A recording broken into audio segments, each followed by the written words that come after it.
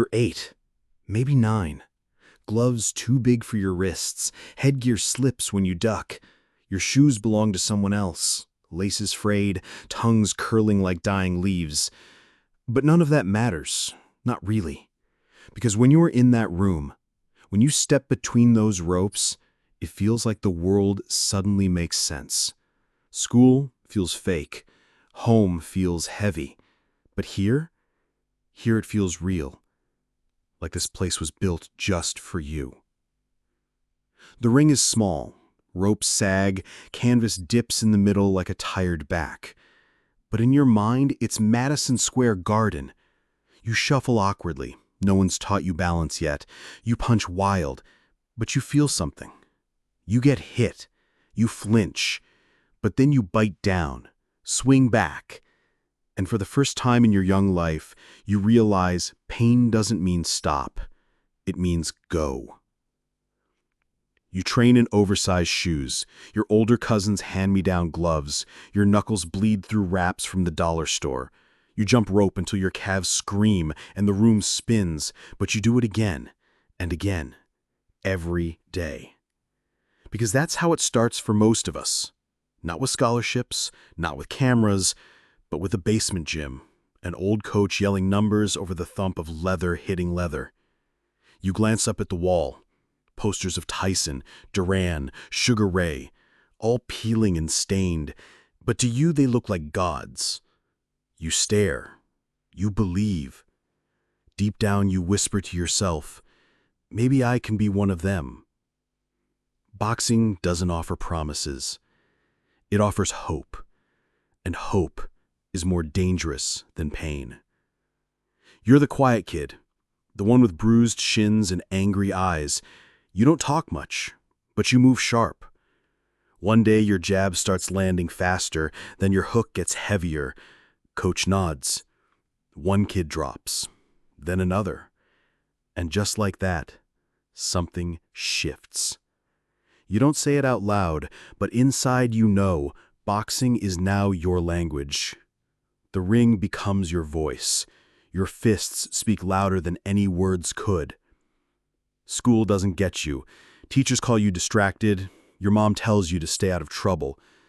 But the gym doesn't care what the world thinks of you. The gym only cares about your chin, your heart, your timing. So you give it everything. Gloves before homework, road work before sunrise. No parties, no video games, no sleepovers, just the grind. You're chasing something, though. You can't name it. Is it greatness? Is it escape? Legacy? You study Ali's grace, Tyson's rage, Floyd's defense, Pacquiao's chaos. You want to be all of them, all at once, more even. But life outside the ropes doesn't pause. The fridge still hums empty. Your school shoes still squeak because they're 2 sizes too small. You're still just a kid hoping this thing you love might love you back. Then comes your first real fight. Crowds may be 50 people.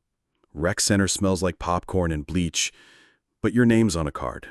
Your hands are taped. Your family's in the bleachers. Split decision. Nose bloodied, but you win. And it feels like the world cracked open. You walk around with a plastic medal and a swollen lip like you just unified belts at the MGM Grand. You think this is how greatness starts. You don't yet know how long the road is, how brutal, how lonely, but you walk it anyway. The gym becomes your universe. Alarm rings before the sun does. You breathe cold air through cracked lips, your feet slapping against concrete in rhythm.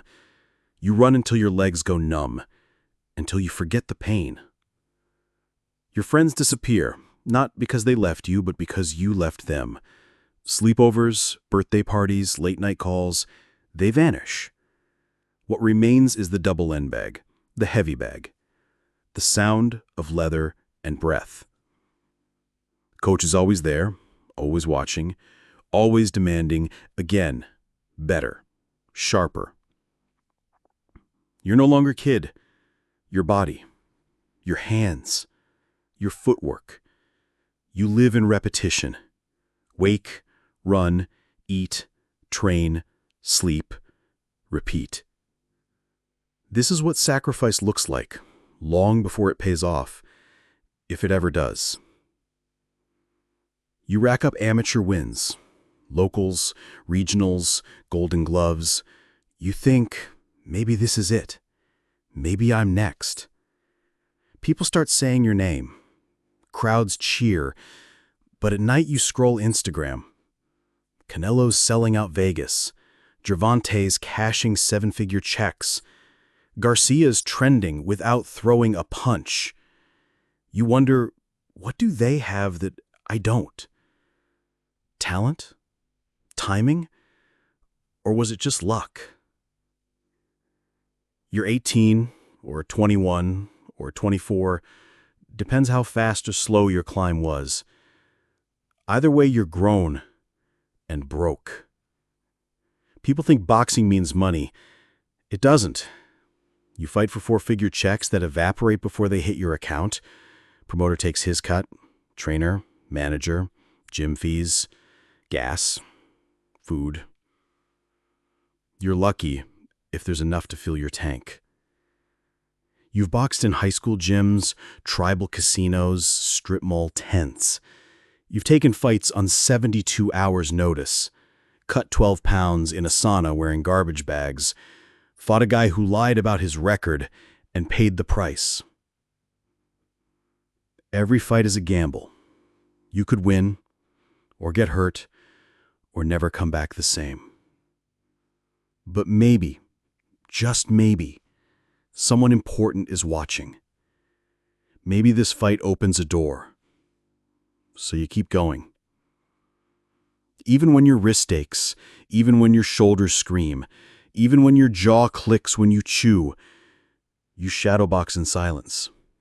You throw until your lungs burn. Because talking wastes breath, and in the late rounds, every breath counts. You tell yourself, this is how champions are made. But you know, it's also how they're broken. You've seen it. The vets with slurred speech and shaking hands. The ones who gave everything and got nothing back. Still, you lace up. Because this is all you know. Because maybe your story will be different. But the phone stops ringing. The magic starts to fade.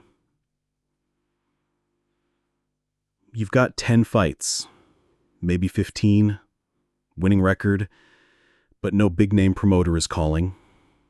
Your DMs are dry.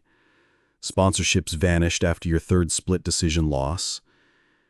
Now you're the test, the gatekeeper, the warm-up fight. You shadowbox just to see what still works. Your right shoulder clicks, your left wrist locks up. You hide it from coach, from sparring partners, from yourself. But you know, boxing doesn't age you, it breaks you. Quietly. Silently.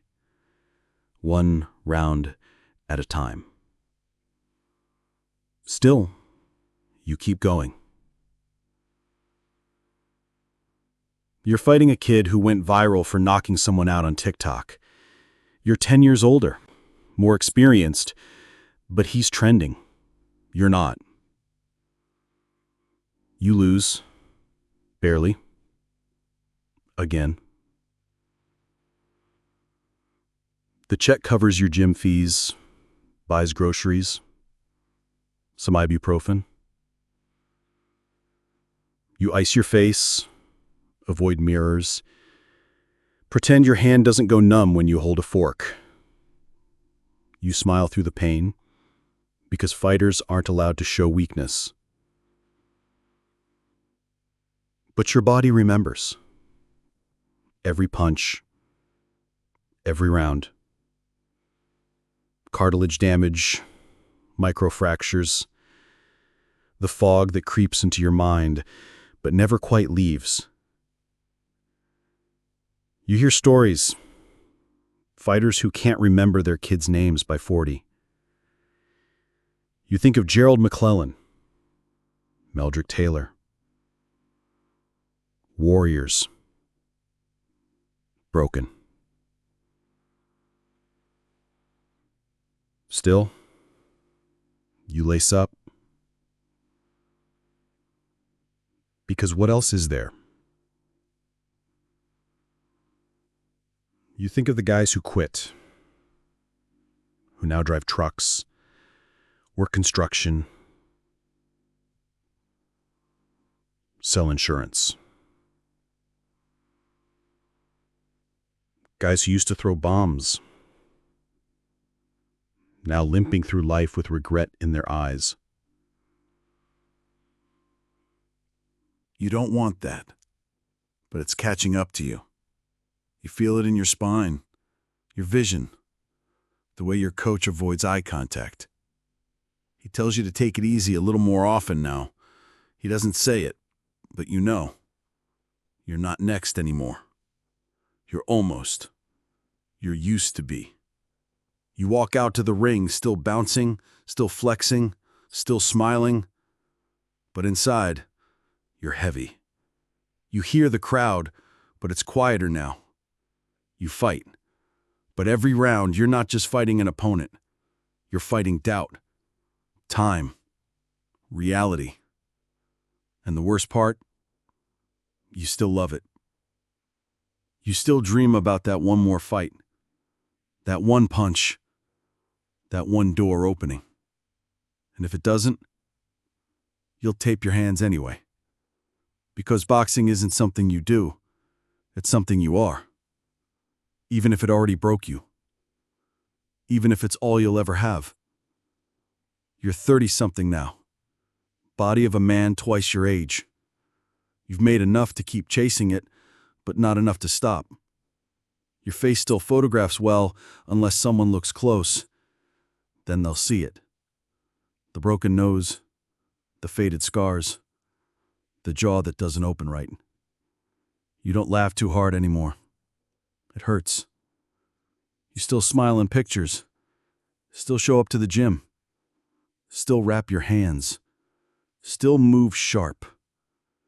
Just in case. Because maybe the dream's not dead yet. You sit in the corner of your old gym sometimes. Watch the new kids hit the bag. You see the same fire in their eyes. You want to tell them the truth.